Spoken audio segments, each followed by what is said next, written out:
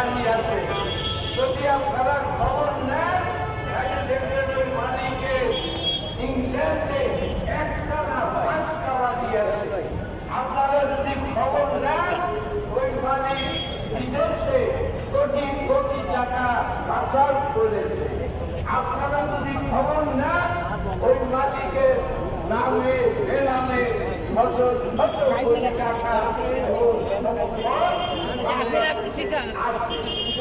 তারা নিজেরা শ্রমিকদের সাহায্যে আমাদের শ্রমিকদেরকে দুর্দশাগ্রস্ত করছে, আমাদের শিল্প সুনাম ধ্বংস করছে।